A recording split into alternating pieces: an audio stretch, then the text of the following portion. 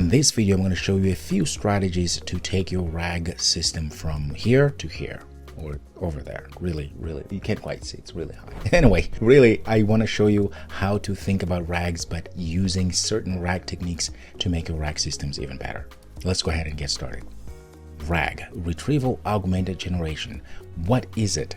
Okay, so if you want to learn more about RAG, I have a few videos you can find somewhere here where I go deeper into RAG. But essentially, RAG allows you to take your own documents and chop them up, create these things called embeddings, and then allow all of those to be saved in a vector store, which we're able to do similarity search on those documents that were saved in a vector database to then aid that into a large language model. That way, the large language model has all of the context it needs to answer the question that you prompt. The important part here is that it's going to be catering to your document. So now the large language model will have all of the pieces of information it needs to correctly answer your question pertaining to your documents. And that is very powerful indeed.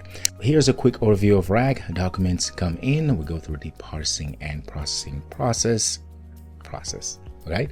So all of those are then chunked into smaller pieces and then pass through an embedding model, which are special models that all they do is to create embeddings. So vectors essentially. So those are vectorized and they're saved into vector store, a vector database. So this is what we call the indexing phase.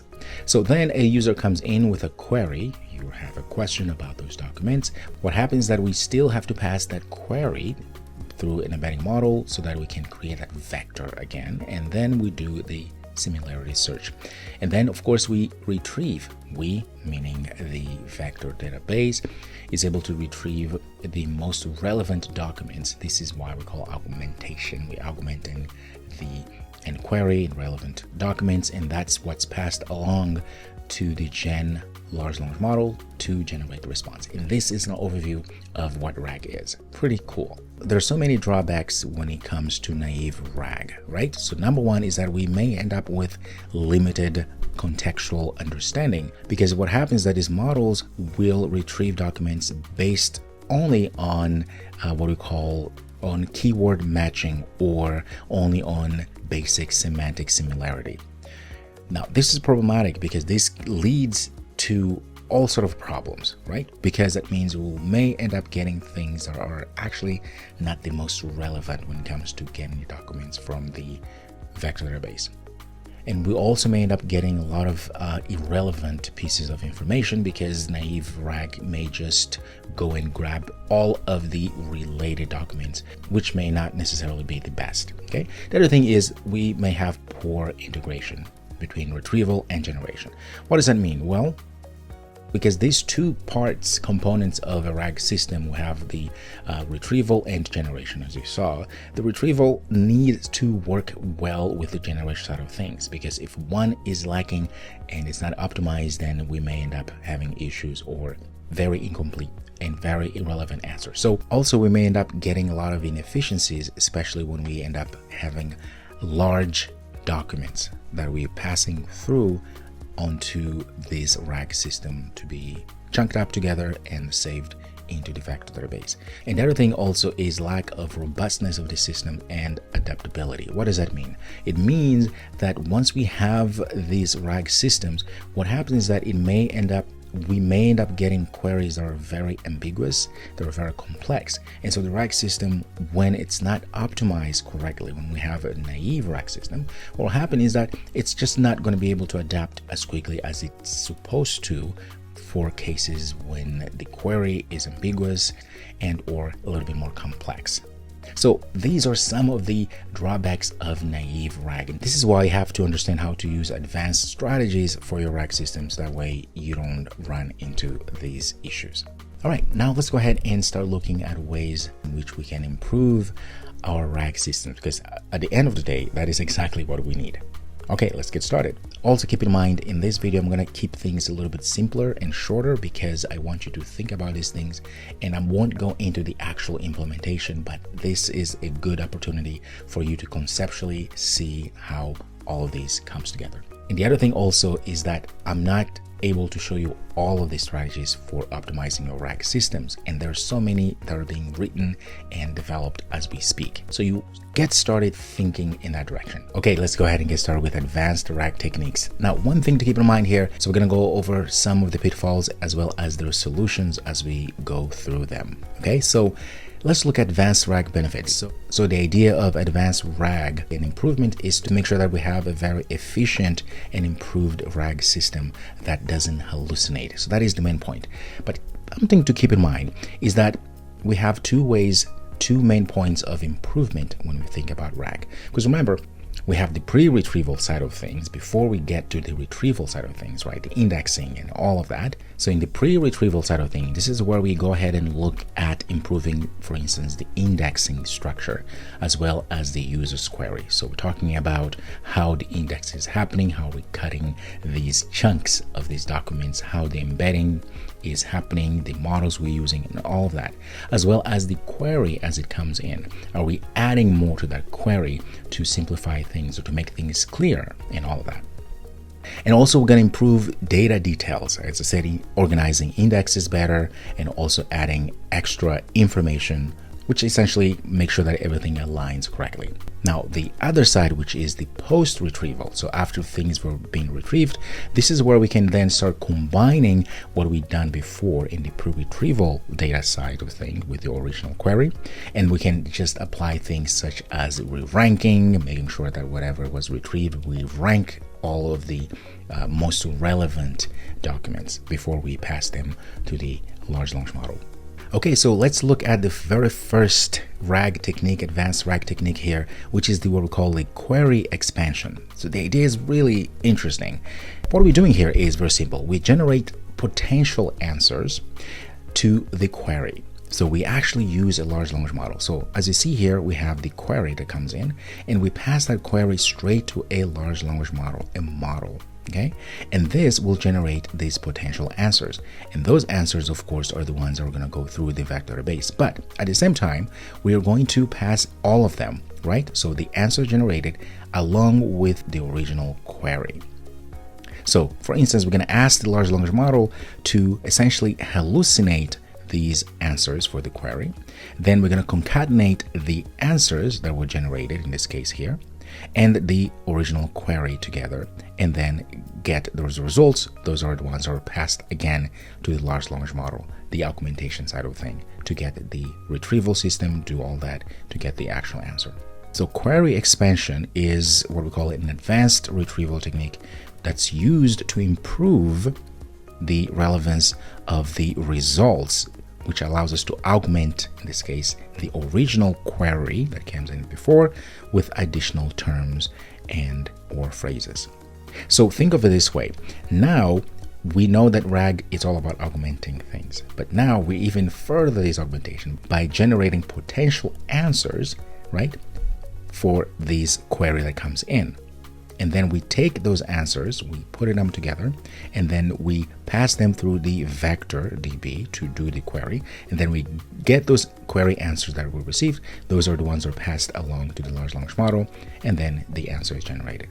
So the goal here is to capture more relevant documents that might not match the original query terms exactly, but are also semantically related to the main query.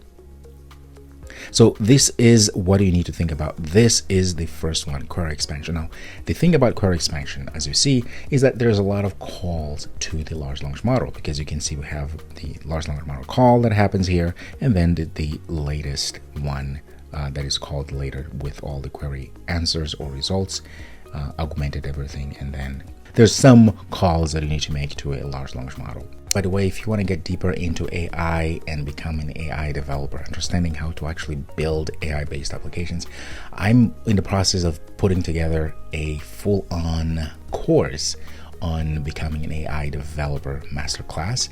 And so if you want to be notified when it is ready, which means you also get access to the course before anybody does at a huge discount and many other things you're going to have access to, check out the link in the description where you're going to go ahead and give me your email, and then you'll be notified and get other things, as I said, as the first movers. All right, let's continue. The next advanced RAG technique, it's still the same name. This is the query expansion, but now with multiple queries. What does that mean? Are now going to be able to use the large language model to generate additional queries that might help getting the most relevant answers. So the idea is very simple. So we have the query, and then we have the large language model, and these large language models, instead of generating just one query, it's going to generate a bunch of queries. And those queries are the ones that are going to go through the VectorDB to do similar search, and then it's going to, of course, append the original query along, of course, and then of course we're going to get the query results. Okay, and those query results, of course, are the ones who are going to go through the large language model to get the actual answer. So this technique, as you see, involves generating a lot of queries, multiple subqueries from the original query. So each one is designed to explore, in this case, different aspects or interpretations of the user's intent. So the idea is, if the user sends us a query, we're going to take that query and trying to figure out how many subqueries we can create that are related to the main query. That way we're able to sort of cover all of the use cases that the user, the original query, couldn't cover directly. Okay, so that's the next technique. So it's still the same concept, of course, query expansion, but now we're generating sub-queries, which are then used for the retrieval in the vector database. Now, of course, there are some downsides to this particular advanced technique. The number one is that we have a lot of results. So in this case, queries might not always be relevant or useful, which means the results, right, garbage in, garbage out, may not always have relevant and useful information. So with that in mind, that means we need something a little bit more robust, a new technique. Well, let's look at the next technique here, which is finding relevant feedback or re-ranking. So before we talk about re-ranking, I would like you to let me know in the comments below, what is your favorite, or what use cases do you think, for instance, re-ranking would be the best candidate? Okay, just start a discussion in the comments. I would love to hear from you. Also, if you're new to this channel, go ahead and subscribe. Smash that thumbs up button. That way I'm motivated to continue to create content such as this, because as you know, it takes a lot of effort to put something like this together. Okay, let's continue. Re-ranking technique is actually one of my favorite techniques. The reason why is because, as you see here, so what we're doing here is that we are literally applying a more sophisticated process that allows this reevaluation and reordering of the initial retrieved documents.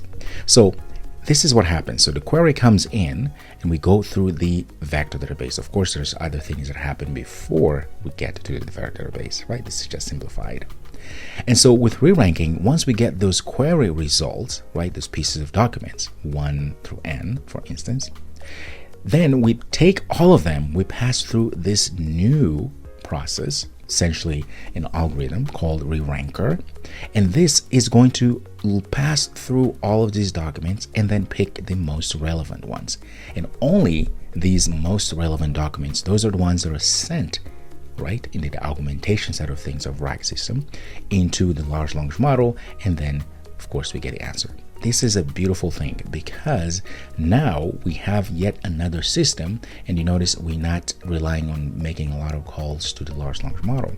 This is straight to the vector database, get all of the relevant documents, then we pass those through a re-ranker, an algorithm that it knows how to do the selection and the ranking and finding the most optimal and relevant pieces of data, pieces of documents, which are then passed to the large language model to generate the response. Beautiful, beautiful process. The beauty here is that you can actually create your own re-ranker, but out there's so many re-rankers that you can just use at your disposal. Okay, so you don't have to actually reinvent the wheel. So we looked at very few techniques for your RAG system to improve them. There's so many out there, and the point of this video is not to show all of them, but it's just to get you thinking about this. Some of them are dense passage retrieval, embedding adapters, deep chunking, RAG fusion, and many others. Also others that are coming up as we speak. I hope this was helpful. If so, I would appreciate if you let me know in the comments below. That way I know exactly what you're thinking about using and implementing some of these, right? And if you want me to create a separate video where I show you how to implement some of these advanced RAG techniques, let me know. I would love to hear from you. Thank you again so much for your time. I appreciate you. As always, guys, it makes me so happy that you're here. Thank you. Till next time, be well.